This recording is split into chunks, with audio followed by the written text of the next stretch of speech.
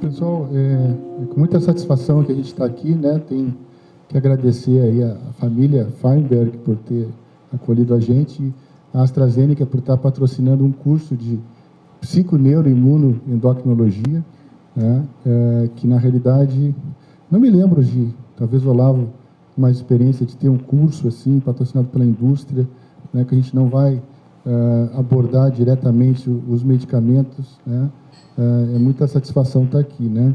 Agradecer a Fátima aí pela essa gentileza, né, de a gente poder estar somando oficialmente na PERJ, mas já vem somando desde 2008, como ela disse bem, e na Santa Casa também, né, vem com o trabalho que a professora Vera Lengruber vem nos proporcionando, né, orientando a Clara, que está indo para o doutorado, com projetos aí importantes aí com a Ana Sting, com a Lúcia, né, que vem fazendo um trabalho bonito lá no setor de psicoterapia. A gente poder somar com vocês é um prazer.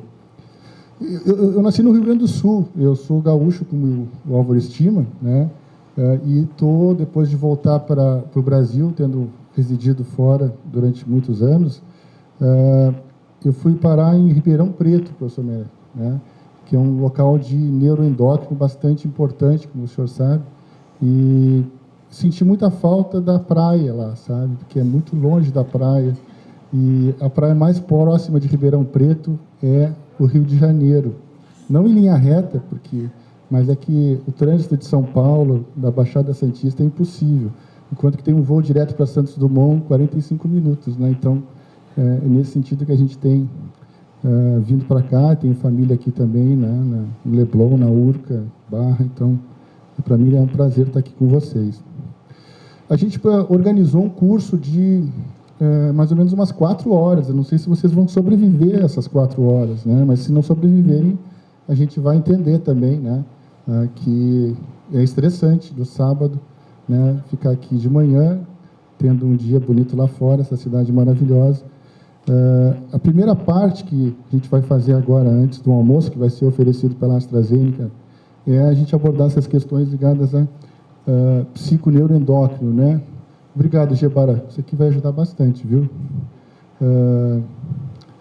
Até nós temos um curso, né, Gebara, com o Marcelo Alevato, no Congresso Brasileiro, né, com a Juliana, agora em Curitiba, que a gente vai também abordar algumas coisas dessas que estão sendo citadas aqui. Então, na primeira parte, a gente vai abordar um pouco essas questões desse paradigma, Olavo, que é um palavrão, né?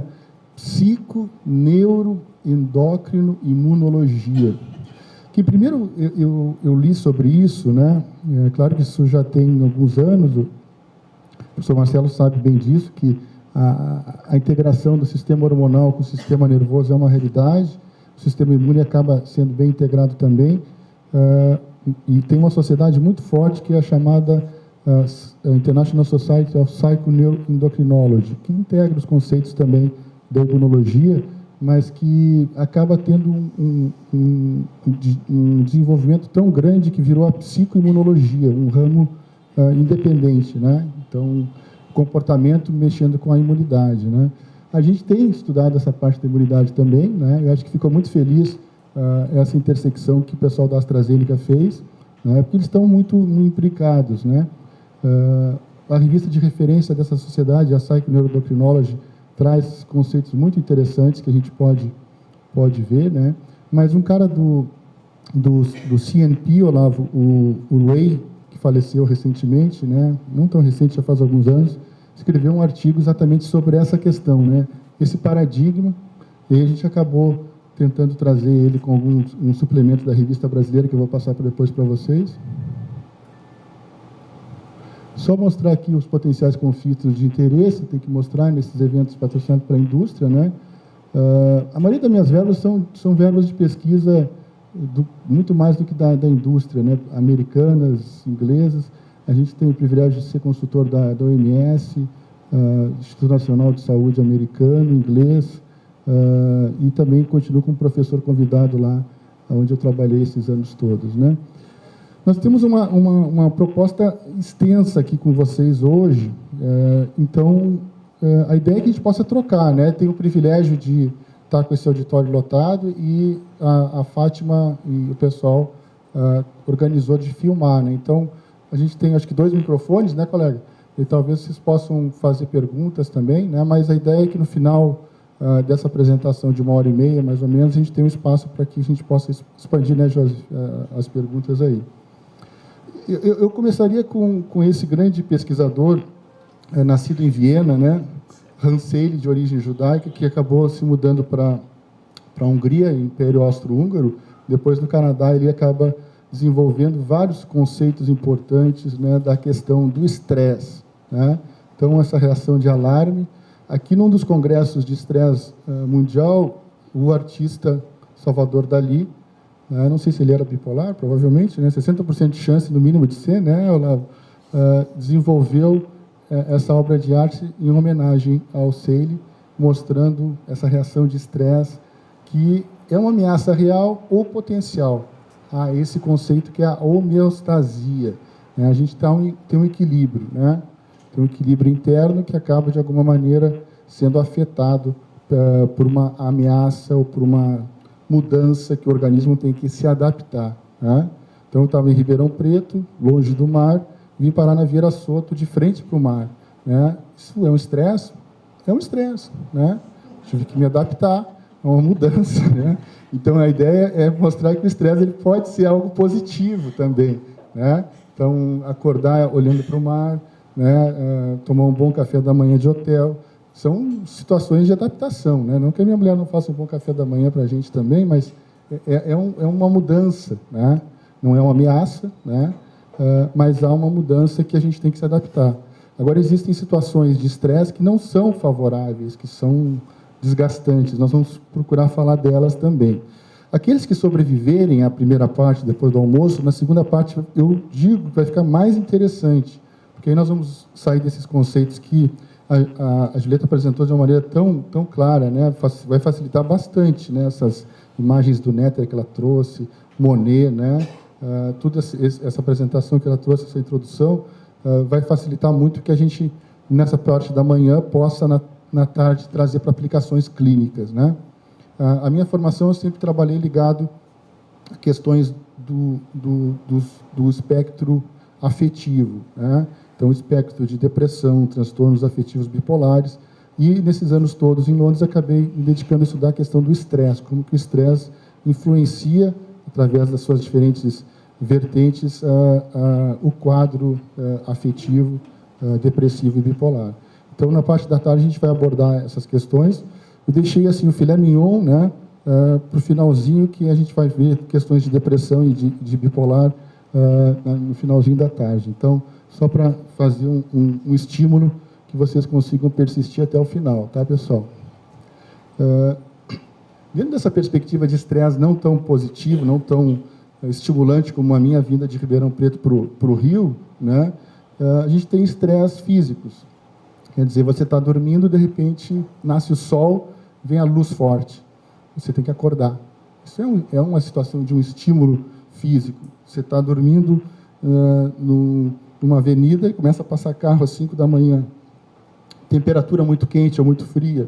Estressores familiares e sociais, conflitos, né, sejam conflitos de perda, né, de entes queridos, sobrecargas, questões ocupacionais, né, questões ligadas ao trabalho, relações com o chefe, com colegas, né, desgaste, intenções de trabalho, né, tudo isso pode, em algumas situações também de mudanças de vida, como separação conjugal, perdas patrimoniais, até mesmo coisas que poderiam ser agradáveis, ficar muito rico de repente, né, ter que administrar uma fazenda, ter que administrar muitos imóveis, né, isso tudo pode trazer realmente mudanças de vida que, olha só, um vulcãozinho dentro da pessoa, né?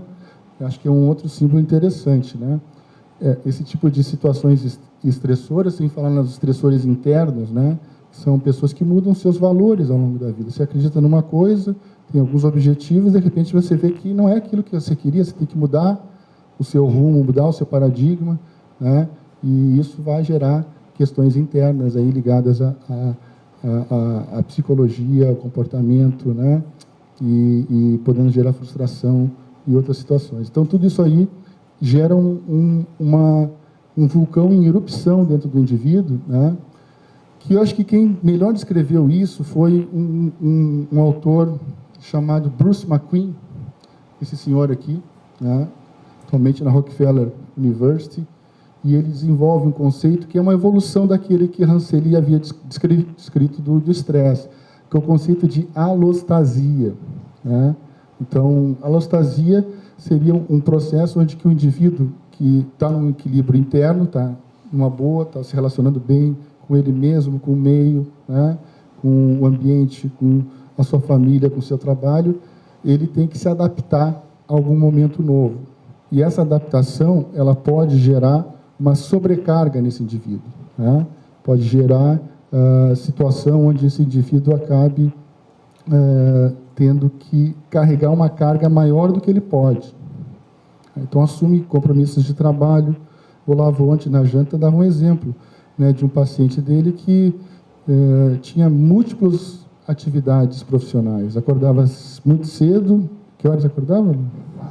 4 da manhã para trabalhar, tinha 2, 3, 4, 5 empregos, mudava de uma coisa para outra, questões na família, questões pessoais. Então, essa sobrecarga, né, vão gerar respostas autonômicas e respostas do estresse, né?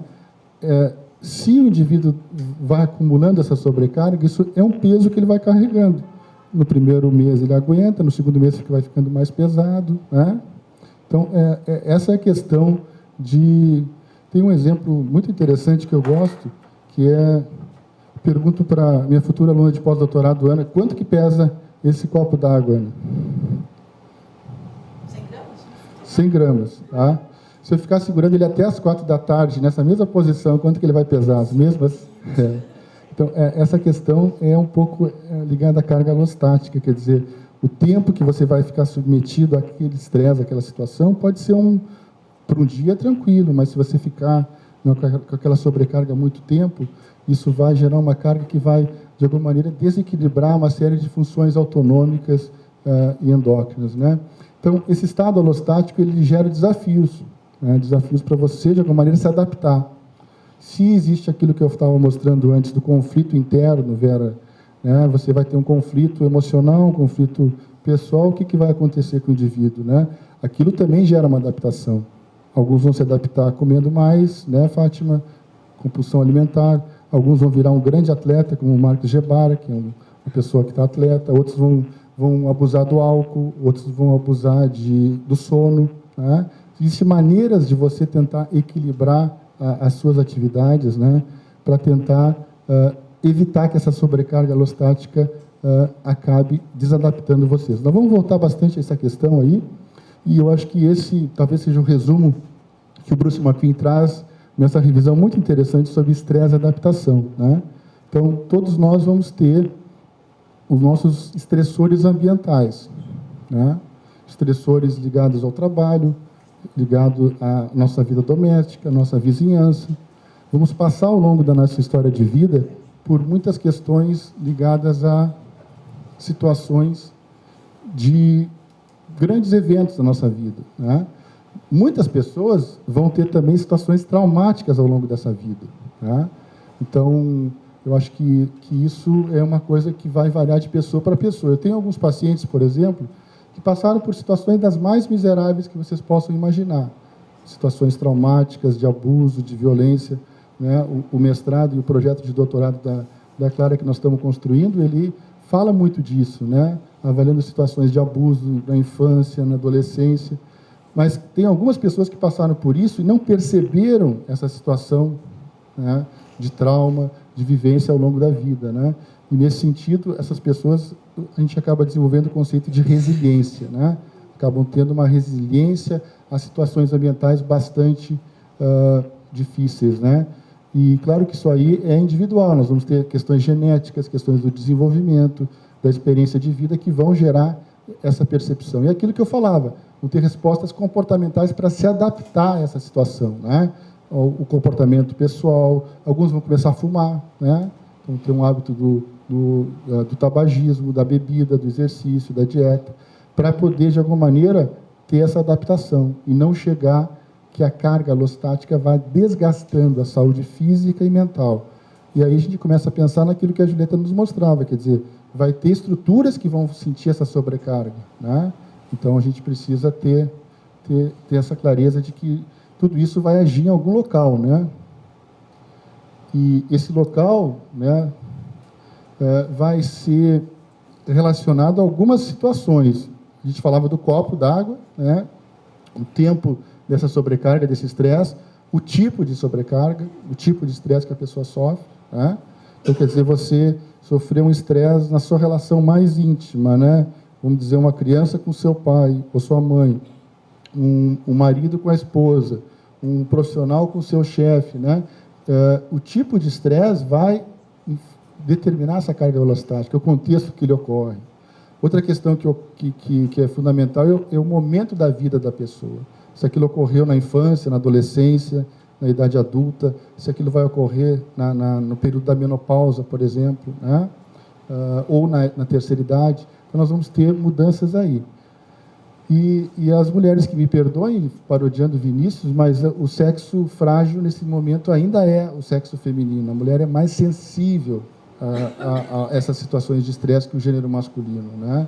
Existem situações hormonais que abrem janelas de vulnerabilidade para as mulheres serem mais sensíveis a situações de estresse ao longo da sua vida. E, claro que nem todas as mulheres, mas também nós vamos ter homens que vão ter uma vulnerabilidade genética e, com isso, vão ser mais sensíveis. Nessa revisão do Joyce aqui, é muito interessante que, passando do estressor e do estresse, nós vamos ter os mediadores, né? E, depois disso, nós vamos ter receptores que vão mediar essa interação e, depois, vamos ter uma resposta ao estresse, né? Nós vamos abordar todas essas fases hoje aqui de manhã, até tentar entender por que algumas pessoas se adaptam ou não desenvolvem a doença, e outras acabam passando pela mesma carga de estresse, mesma carga de dificuldade, e acabam desenvolvendo doenças físicas, emocionais, psiquiátricas, né? Então, entre os diversos mediadores, é claro que a gente pode sair dos clássicos, as monaminas, chegar nas proteínas, peptídeos. Nós vamos falar bastante, como a Julieta já adiantou, dos esteroides, né? E aí nós vamos abrir uma gama de oportunidades de entender como que isso impacta em algumas pessoas, né? Então, quer dizer, desde a noradrenalina, da dopamina, da serotonina, os hormônios liberadores de corticotropina, urocortinas, vasopressina, orexina, né, ligado muito ao transtorno alimentar, né, Fátima, a dinorfina, os corticoides, né, os esteroides gonadais, como os neuroesteroides, todos eles vão, de alguma maneira, ter um impacto grande nisso que a gente vê que é a parte mais importante da medicina. Uma outra conversa interessante que nós tivemos ontem, né, Olavo, foi a questão dos príncipes da medicina, né? Não é que a gente se abraça para a nossa sardinha, professor, mas o senhor sabe que o futuro pertence aos psiquiatras, né? A gente se apoia nos conhecimentos da endócrino, da clínica, da neurologia, da imuno, né? Os psicólogos aqui sabem que a gente se apoia muito em toda a questão de herança humanística que a psicologia nos dá, mas se a gente não integrar isso com os conhecimentos que estão vindo da neurociência, né? E aí esse serviço que o Joseph tem aqui, ele é importante porque traz a possibilidade de integrar isso, né? Esse estudo aqui do Martin, um professor lá no Instituto de Psiquiatria em Londres, né, publicado no Lancet, ele mostra claramente que as doenças neuropsiquiátricas são responsáveis por quase 30% dos anos que as pessoas ficam incapacitadas. Anos de incapacitação. Não consegue trabalhar, não consegue se relacionar efetivamente, não tem ânimo, não tem disposição, né? Claro que aqui nós vamos ter os transtornos unipolares, a gente pode discutir se fazem parte do transtorno bipolar, espectro bipolar também, né? Abuso de substâncias, epilepsia, né? Esquizofrenia. Quase 30%, quase um terço de todos os anos que a humanidade perde são relacionadas a doenças neuropsiquiátricas. Se a gente pegar assim, doenças cardiovasculares, dá 22%. Se pegar o câncer, dá praticamente menos do que os quadros depressivos com os quadros bipolares, né? E quantos institutos de transtornos afetivos, de transtornos do humor tem no Brasil e no mundo? Muito poucos. Institutos de câncer a gente ouve falar muitos, né? Então, quer dizer, a gente tem que mudar um pouquinho o paradigma e tentar ter essa orgulho de ter esse papel de trabalhar pela saúde mental, pelas doenças neuropsiquiátricas, porque elas realmente são as que mais incapacitam a humanidade.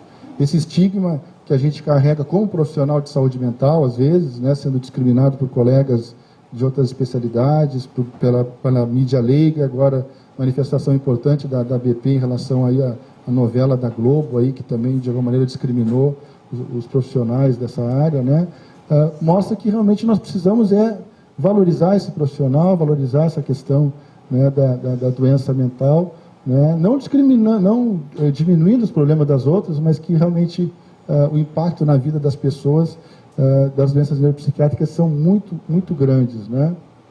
E esse aqui é o suplemento que a gente lançou pela Revista Brasileira de Psiquiatria. Eu ainda estava na Inglaterra, e vocês veem que eu gosto muito dessa capa que a gente bolou, né? Que ela mostra muito do que a Julieta estava mostrando, uma integração, né, do sistema nervoso com várias regiões hormonais, né? Tem artigos muito interessantes, vocês baixam gratuitamente. Muitos artigos ainda não estão desatualizados, eles já têm mais de 5 anos, mas eles estão ainda bem aplicados até para a prática clínica, que a maioria de vocês tem aqui, né? E o editorial eu recomendaria que todos lessem, né? É fácil de baixar, que é o que está originando um pouco a nossa fala agora de manhã, né? Além de mim, a Andréia Marques, que é uma colega que vai estar no Congresso Brasileiro, em Curitiba também, é uma colega do Instituto Nacional de Saúde Mental americano. Agora ela está mais na Columbia University, em Nova York. E o casal Feijó de Mello, lá da Unifesp, a gente escreveu esse suplemento, né, editou e escreveu esse editorial, que busca basicamente trazer essa noção, né, de como que existe uma relação entre um indivíduo que tem as suas características, tem a sua genética, e ele interage com um ambiente, né, em diferentes momentos da sua história de vida. Essa equação, né, do que é o indivíduo, do que é o ambiente, né, de como que o indivíduo reage ao ambiente, e com isso ele pode se desenvolver ou desenvolver situações patológicas a partir das experiências traumáticas ou não que ele viva, né?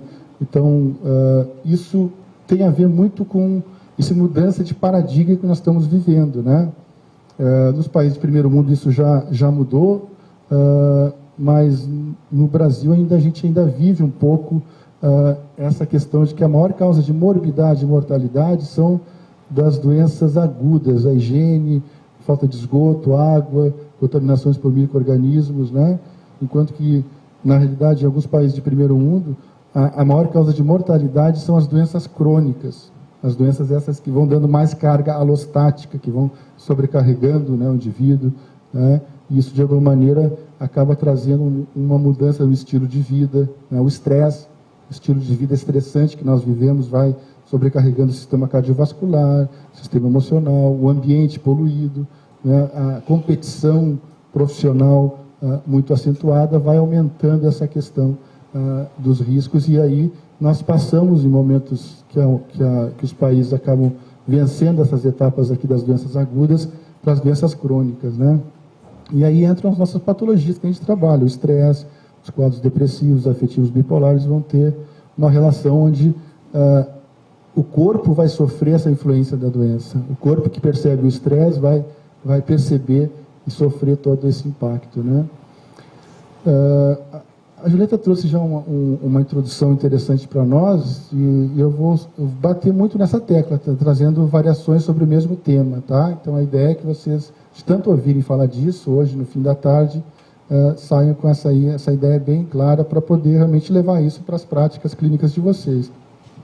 Nessa revisão da resposta fisiológica endócrina ao estresse, a gente tem claramente uma pessoa que sofreu uma situação de estresse, ela vai liberar a nível hipotalâmico um estímulo para a glândula hipófise, né?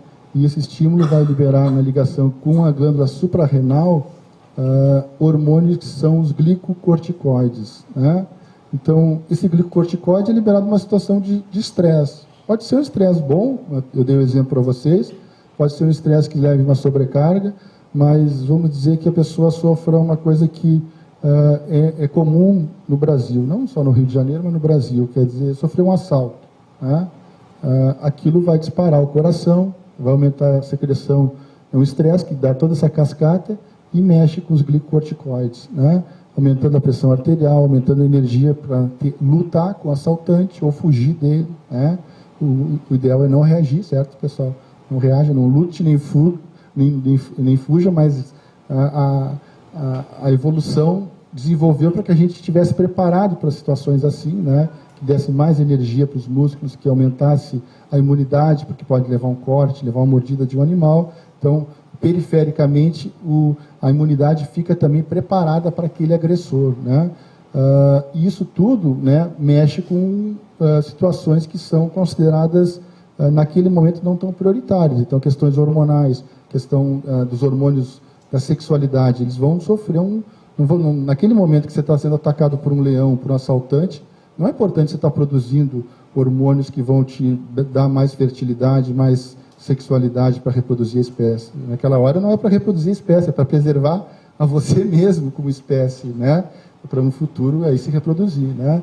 Então tem toda uma carga de hormônios que vão chegar depois de um momento que passou aquela ameaça e vão chegar nessas estruturas centrais, né?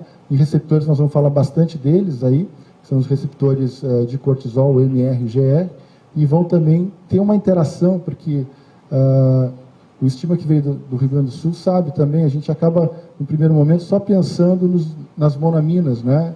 A maioria dos laboratórios trabalha com a questão das monaminas, né? Você mexe na adrenalina, na serotonina, na dopamina, mas só que isso é uma parte da cascata, né? O Jabara tem uma aula que eu gosto muito, que ele vai falando, de repente a gente acompanha e depois bota um filmezinho, você continua dando aquela aula ainda. Aquilo é interessante porque você consegue ver essa cascata toda, né? Que é uma interação, né? E depois nós vamos entrar para dentro da célula, né?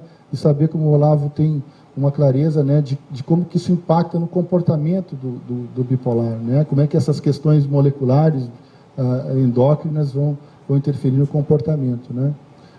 E uma das coisas que a gente vê, que talvez seja essa integração do micro com o macro, seja que o estresse é um gatilho disso, né?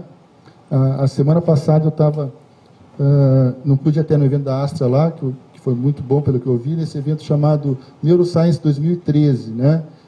Esse evento que a gente organizou, temos uns 15 palestrantes de outros países, a gente falava dessa questão do gatilho, o estresse como um gatilho para toda essa cascata micro e macro, quer dizer, há uma rede de circuitos neurais que vai sofrer a partir do estresse alterações funcionais, né, alterações até estruturais, principalmente em situações de estresse repetido, crônico, uma mudança de episódios depressivos, afetivos bipolares recorrentes, né? Isso vai, claro, que impactar só em pessoas que são mais vulneráveis. Nós vamos ter pessoas que são geneticamente mais resilientes, né, ou até emocionalmente mais resilientes. A gente tem essa questão também, não é só biológico, mas existe a resiliência psicológica, psicossocial também, né? No nosso país a gente acaba vendo pessoas que passam por sofrimento psicossocial tão grande e acabam atingindo um desenvolvimento pessoal, intelectual, profissional, afetivo, né, tão bem admirável, né, e não sofrem lesão, né, não sofrem impacto nessas cascatas subcelulares, né, intracelulares, né. Então esse descontrole neuroendócrino autonômico imune, né, ele vai gerar esses sintomas, emocionais, cognitivos, comportamentais, físicos, né, que geram toda essa manifestação sistêmica. Então por que nós psiquiatras temos que trabalhar com o clínico, Joseph? Nós temos que ter um clínico que conheça a clínica, porque isso aqui não fica só no cérebro, não fica só no comportamento, Vera, né? Isso se manifesta, né, nas doenças autoimunes, nas doenças cardiovasculares, se manifesta nas doenças digestivas, né? Tem um artigo muito interessante, Olavo, do JAMA, que coloca bem claro como que o bipolar tem muito mais morbidade médica, muito mais doença clínica. Aí tem um aluno meu da graduação lá da USP, Fátima, ele pergunta: professor, então o senhor quer dizer que o bipolar morre mais que os outros? Eu falei: olha, eu acho que não, viu? Eu acredito que ele morre uma vez só, que nem nós, mas ele morre mais cedo, porque ele vai ter mais doenças, ele vai ter mais morbidade, vai ter mais obesidade, vai ter mais desequilíbrio em várias questões ligadas ao sistema cardiovascular, e isso vai precipitar a morte de um bipolar, né, e de outras pessoas que tenham uma sobrecarga desse estresse, né. E se a gente começar a pensar o ser humano como o Da Vinci pensou aqui nessa pintura clássica, né, colocando aí os órgãos, os hormônios, a gente vai começar a ver como isso tudo vai influenciar, né, a visão da gente. Olhar para uma pessoa sabendo que ela tem uma química natural dela, que pode ajudar ela ou pode, de alguma maneira, desequilibrar ela, né? Então, não é só a palavra, né? Não é só Lacan, mas também algumas coisas do comportamento acabam sendo moduladas pela própria química, né? E, claro que isso aí vai impactar muito na questão do indivíduo, né? Então, esse modelo do professor Avshalom Caspi, da mulher dele, a Terry Moffitt, né? Eles são professores americanos que foram levados a peso de ouro lá para o King's College, e tem um trabalho que é fantástico nessa área dessa interação exatamente que eu falava, da genética, a vulnerabilidade que nós temos com a interação com o ambiente, né? Então, se você tem uma vulnerabilidade grande, mas você vai para um ambiente extremamente favorável, né? É possível que aquelas vulnerabilidades, tendências suas não se manifestem, que você consiga, de alguma maneira, não ter os quadros mais graves das doenças. E o oposto é verdadeiro, né?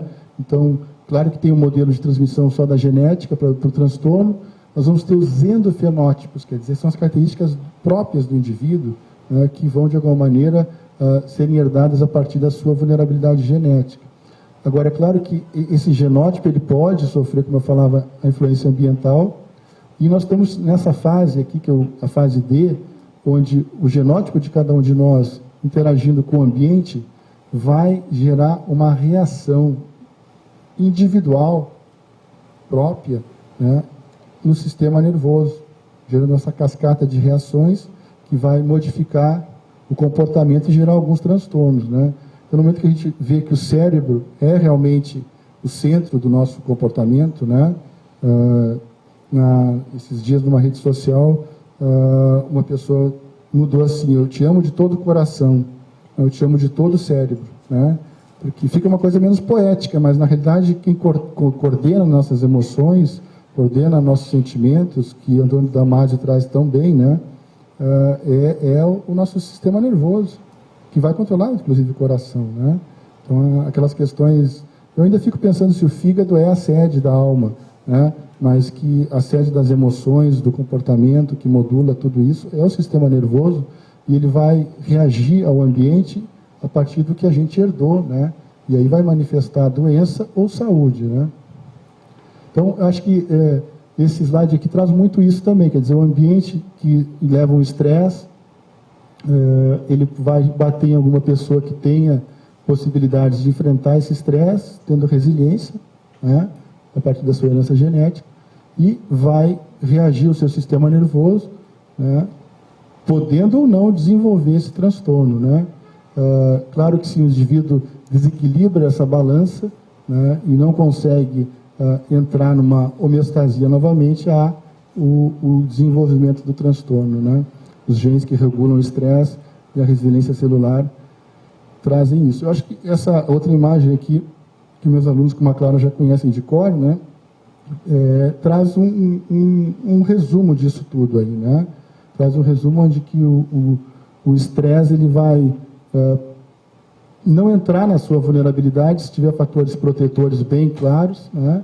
Sejam eles biológicos, psicológicos ou sociais, ou naqueles que têm essa vulnerabilidade, eles acabam rachando essa casca do ovo e levando realmente o desenvolvimento de transtornos do humor, né?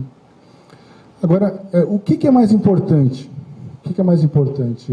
A vulnerabilidade que a gente herda ou o ambiente que a gente se desenvolve? O que vocês acham? Os dois, né? A equação ela é os dois. Você só vai reagir a um ambiente a partir daquilo que você é, daquilo que você herdou, né?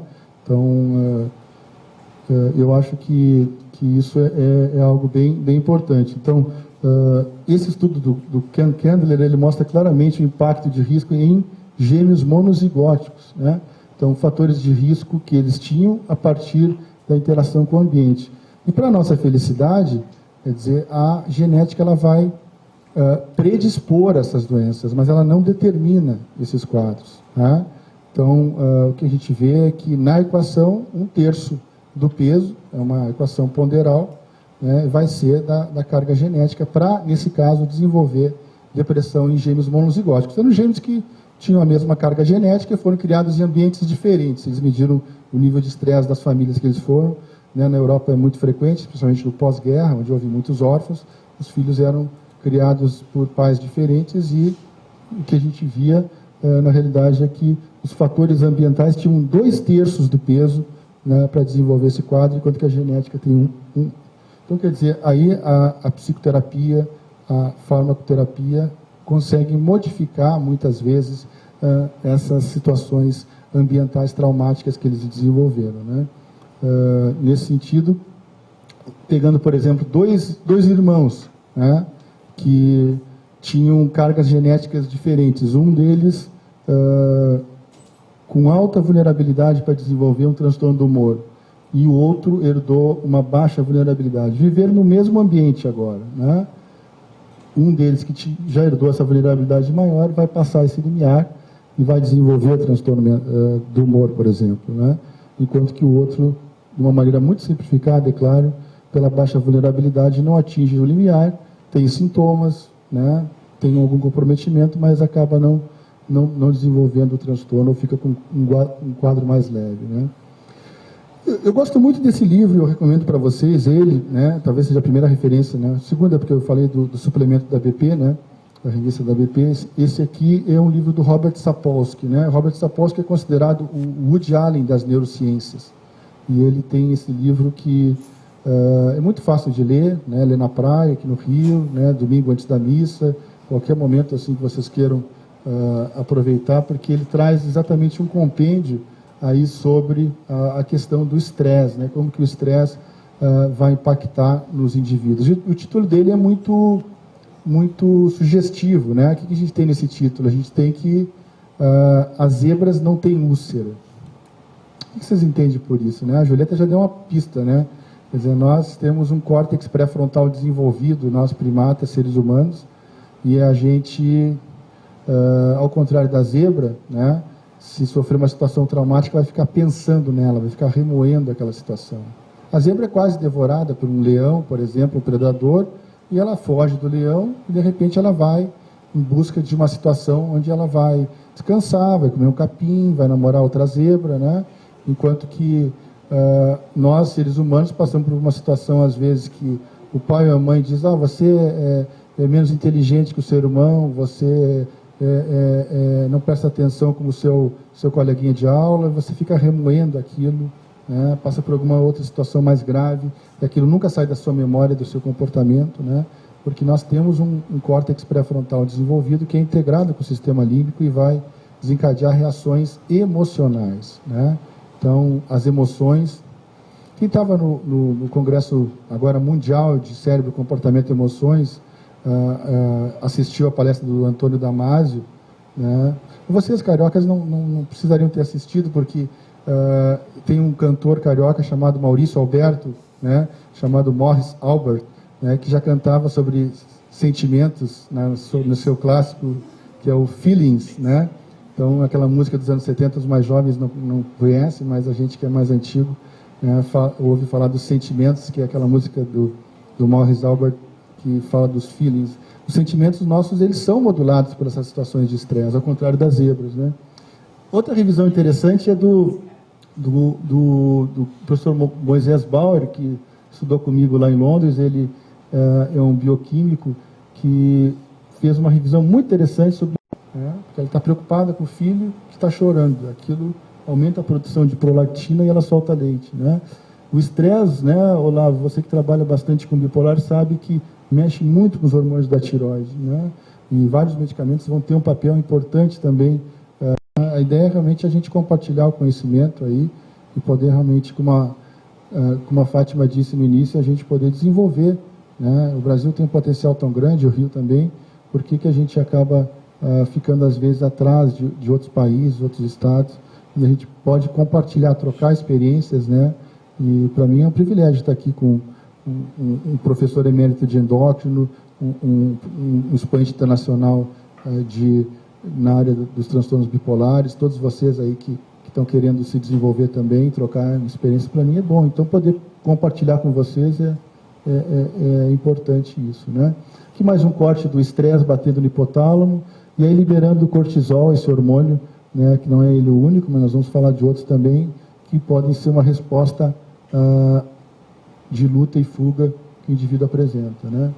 Então, esse é um eixo que se manifesta diretamente no eixo HPA e depois no sistema imune, né? Nós temos as interleucinas ou citocinas inflamatórias que são liberadas a partir de um estresse infeccioso, por exemplo, né? E isso, de alguma maneira, tem impacto também nesse chamado feedback negativo. Quer dizer, passou a situação de estresse, né, o cortisol, que é uma dexametasona, uma prednisolona, né, que são corticóides exógenos, nós temos o nosso próprio corticóide natural, que vai, no corticóide, prevenir a inflamação, tá?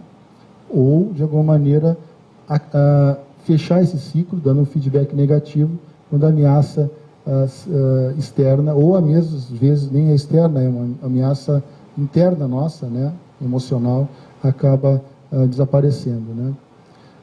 Essas citocinas inflamatórias começam a ficar, parece que vai ficando mais complexo aos poucos, mas não, pessoal, depois de um tempo vocês veem que isso aqui é bem simples, tá? Por exemplo, a depressão, o estresse e a depressão são situações que vão mexer com esse processo do sistema imune, né? Então nós vamos ter, por exemplo, a liberação desses hormônios, tá, que vão, de alguma maneira, estimular ou não citocinas pró-inflamatórias, né? E isso vai gerar adesão de moléculas, vai gerar fases de reação muito interessantes. Fiquei muito impressionado, o Joseph me apresentou um clínico que talvez muitos de vocês conheçam, chamado Fábio Jucá, né? Pessoa que tem um conhecimento dessa área assim, impressionante, mostrando como que esse tipo de reação, né, pode desencadear o envelhecimento cerebral, aquilo que a Julieta trouxe para nós de uma maneira tão didática, né, aquela ponte do Monet, né, cheio de carrinhos de sujeira, de ferro oxidativo ali, desequilibrando todo um sistema que pode gerar doença cardiovascular, doença mental, né? E a gente vai voltar a essa questão, né, e a gente vê que tudo isso está relacionado com questões ligadas aos neurotransmissores, quer dizer, como que você age na noradrenalina, na serotonina, na dopamina, isso tudo vai ter uma cascata de reações que vai mexer com as suas defesas, né? Vai mexer com as reações inflamatórias do sistema nervoso central. E primeira vez que eu ouvi isso, nos anos 90, que a depressão era uma doença inflamatória, eu falei, mas está biológico demais. Eu fiz mestrado em psicobiologia, mas dizer que a depressão é uma doença inflamatória, mas hoje a gente tem uma clareza tão grande disso, que a maioria das doenças são inflamatórias, né? E as doenças emocionais, psicológicas, psiquiátricas, têm um desequilíbrio nessa área, né? E isso vai levar ao envelhecimento do sistema nervoso, às recorrências, né? Então, se a gente não levar esses conceitos em mente, né? Eu estava num simpósio lá em Londres há 2 meses atrás, e o colega estava dando um relato de caso de aluno de residência. Eu ainda dou aula na residência, lá no 5º ano de residência, são 6 anos a residência lá em Inglaterra, né, de psiquiatria. E no 5º ano, o aluno estava apresentando um caso clínico de um paciente de 50 anos, né, que tinha depressões recorrentes, né, depressões bipolares, hipomaníacas, bipolar 2 leve, assim, mas principalmente recorrência de episódios depressivos, e que tinha doenças reumáticas, né, artrite reumatoide, doenças no joelho, e o clínico parou de dar anti-inflamatório para ele, suspendeu os anti-inflamatórios, né, manteve os mesmos tratamentos, né, farmacológicos, estabilização do humor, antidepressivo que ele estava. Ao suspender o anti-inflamatório não esteroide, a depressão do paciente piorou muito, né? Então, o anti-inflamatório é antidepressivo? Diretamente não, ele não age diretamente nos receptores de serotonina, noradrenalina, mas a relação dele com todo esse sistema anti-inflamatório possibilita que o indivíduo não tenha níveis de estresse, né, níveis de alterações nesses eixos hipotálamo, hipófise, suprarrenal, né, e também não tenha a proliferação dessas citocinas pró-inflamatórias que geram quadros depressivos like, né? Nós vamos voltar a isso também. Uma coisa muito interessante dessa área, e aí que eu fiquei muito estimulado, né, a estudar isso, foi de que, ao contrário das catecolaminas, adrenalina, serotonina, onde tem o receptor na membrana plasmática, os glicocorticoides, né, professor, vão ter receptores intracelulares, né? Então, depois o senhor vai poder nos ajudar a entender mais isso, mas os esteroides têm uma proximidade muito maior com o núcleo. Então, toda essa relação que eu estava falando para vocês do cortisol, ela já vai entrar lá dentro, muito perto da transcrição genética, muito perto das alterações fisiológicas e patofisiológicas que a quantidade de hormônio que se ligar aqui, ou da função desse receptor, vai impactar no núcleo da célula. E aí surge uma outra importante área, que inclusive até por questões de tempo, esse curso aqui, a Clara fez, a gente... Quantas aulas eram? 16 horas, eu acho. 16 aulas, né, de 1 hora e pouco, né? A gente está reduzindo ela aqui para duas conversas com vocês de 1h30. É muito pouco tempo.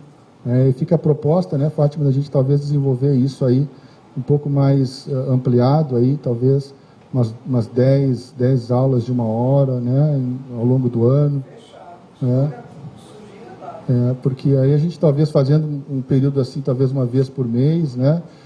A praia mais próxima de Ribeirão, eu vou ter o prazer de vir aí uma vez por mês aí o ano que vem, colaborar com vocês aí, a gente poder aprofundar isso, que aí a gente vê exatamente como que ocorre essas questões ligadas à epigenética. Epigenética é aquilo que a gente vai estar vivendo e está modificando na nossa vida, na nossa genética mesmo, né? Então são situações que a gente está passando, a gente vai abordar isso no curso lá com o Gebário e o Marcelo Olivato em Curitiba, agora no Congresso da BP, né, como que a epigenética vai modificando toda essa transcrição gênica e o estresse modifica isso, transmitindo já para as próximas gerações tudo que a gente viveu, né?